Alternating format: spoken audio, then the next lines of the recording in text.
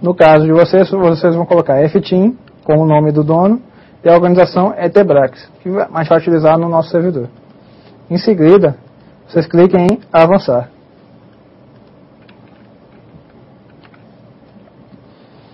A próxima tela é onde vocês vão colocar o registro do Windows, a chave de registro do Windows.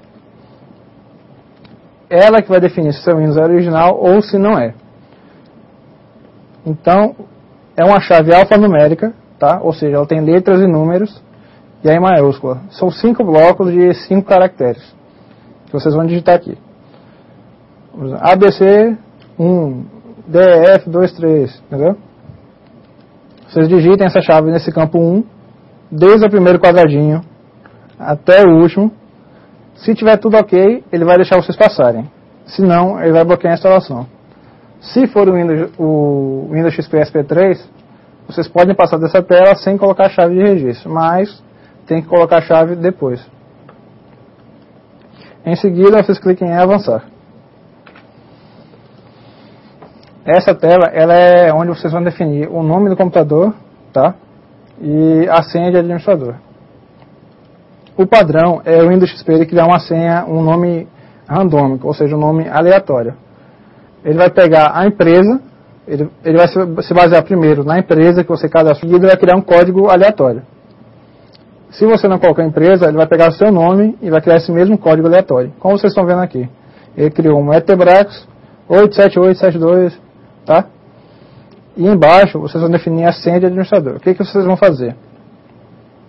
No nosso cliente, que nós vamos instalar daqui a pouco, vocês vão colocar o nome de Tebrax cliente, desculpa, e a senha que vocês vão colocar é Tebrax cifrão ADM.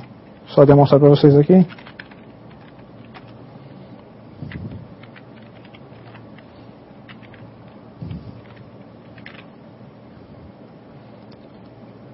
Essa é a senha que vocês vão colocar. Por quê? Porque administrador, o usuário administrador, é o que tem privilégio no seu computador. Ele que pode instalar, remover programas, deletar, criar arquivos, ou modificar até as pastas do Windows. Pode acabar pegando vírus sem necessidade. O que vocês vão fazer? Nessa nossa instalação, na nossa prática, vocês vão criar essa senha para o usuário, com E maiúsculo, tá? O primeiro E maiúsculo, o Tebrax minúsculo aqui, o Tebrax minúsculo, cifrão, ou dólar, como vocês quiserem, e ADM. Por quê? Porque essa senha, ela tem uma força razoável e é difícil de ser quebrada normalmente. Então essa vai ser a senha padrão que vocês vão utilizar. Colocada a senha, confiram se o nome está como Tebrax cliente, e a senha do administrador é essa que vocês colocaram. Em seguida, avancem. Após avançar a tela, é apenas uma configuração básica de data e hora. Aqui vocês definem a data do seu computador. Por exemplo, quinta-feira, 6 de maio de 2010. E a hora que vocês querem colocar no seu computador, que vocês querem acertar a hora. Embaixo, vocês definem o fuso horário. No Windows a gente não tem a opção em Recife. Mas aí vocês colocam em Brasília e desmarquem essa caixinha aqui embaixo de ajustar automaticamente o relógio para o horário de verão. Essa opção é que ela adianta a hora quando for horário de verão. No caso de Recife, como a gente não tem horário de verão, ou de outras cidades do Nordeste, vocês desmarquem essa tela e avancem, para não ter problemas de questão de hora e data. E em seguida começa outra etapa cafezinho, tá? Que é a etapa de cópia dos arquivos. Vai demorar um bocadinho. Opa, desculpa. É a instalação da rede agora, pessoal. Começa a etapa de instalação da rede, que ele vai detectar a placa de rede de vocês e vai perguntar o nome do grupo do computador, o grupo que seu computador vai estar na rede. Ele vai reconhecer os dispositivos de rede e vai perguntar para você se você quer uma configuração típica, que é as configurações normais do computador, e as configurações personalizadas, que é onde você pode definir manualmente opções de IP, tipo de protocolo que vai ser utilizado. Tudo isso pode ser modificado depois. Mas, como a gente vai utilizar uma rede padrão, com base TCP/IP, vocês vão clicar nessa opção, configurações típicas. Marquem ela e cliquem em avançar. Em seguida, vocês vão ter a tela de definir, de colocar ou o computador num domínio ou num grupo de trabalho. Como nós não preparamos o servidor ainda, a gente vai colocar ele num grupo de trabalho. E o nome desse grupo, ao invés de ser grupo, vai ser Etebrax. Ele é o que vai isolar, vai definir nosso computador. Vai definir, por exemplo, o computador do Billy é da Etebrax, o computador da Tati é Etebrax, o meu computador é Etebrax. Ele vai definir que esse grupo de computadores vai se chamar de Etebrax. Como a gente não tem domínio, como a gente não tem nenhum servidor pronto ainda, vai ficar tudo no grupo de trabalho. Se eu tivesse um domínio funcionando já, um servidor funcionando, eu ia clicar na opção de baixo e ia tornar o computador membro do domínio que a gente criou. Por exemplo, etebrax.com.br. A gente criava ele aqui e deixava ele como membro do domínio. Mas, como não tem um servidor ainda, fica como se fosse Etebrax. Em seguida, a gente avança. E agora sim, começa até a parte de cópia dos arquivos. Ela vai demorar bastante, tá? Por mais ou menos uns 20 minutos para copiar o arquivo.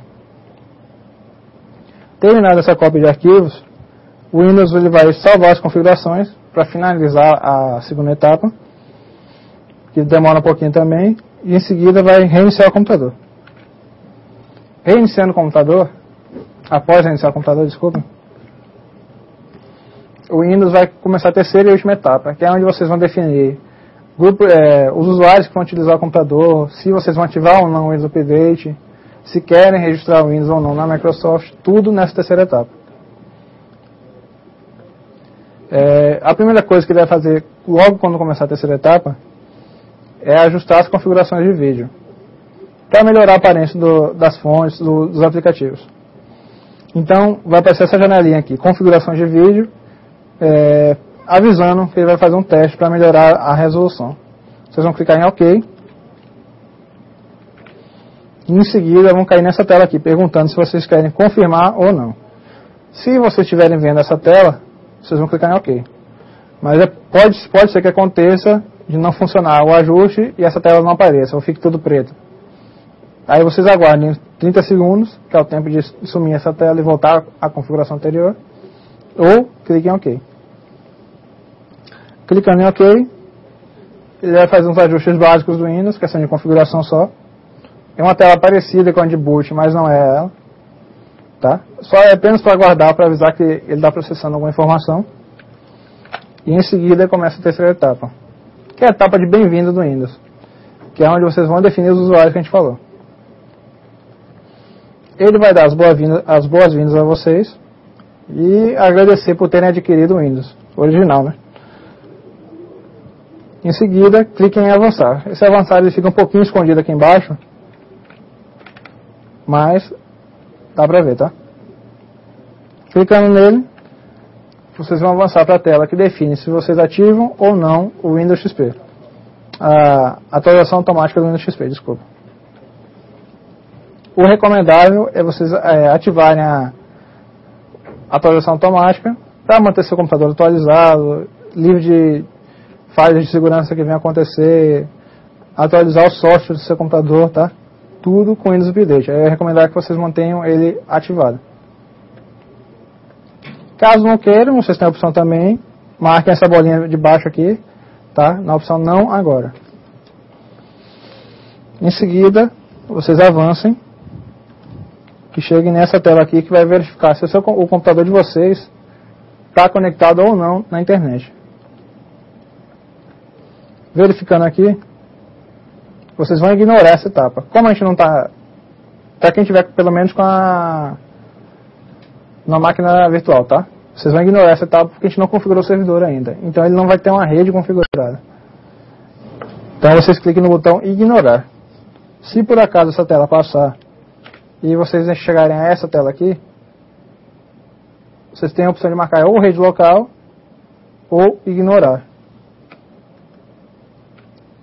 Em seguida, a gente tem uma última opção aqui, que ele pergunta se você quer registrar ou não o Windows junto com a Microsoft. O recomendável é não, porque vocês vão precisar de internet para isso. Então, Marquem apenas a opção não. Em seguida, avancem. E por último, vocês vão definir quem é que vai utilizar o computador. Quantos usuários vai ter o computador, por exemplo. Aqui só tem 5 usuários cadastrados. Espaço para 5 usuários, tá? Mas você pode colocar bem mais, quantos você quiser. Como vai ser uma máquina que a gente vai utilizar em um domínio, e a gente não vai cadastrar o usuário por aqui,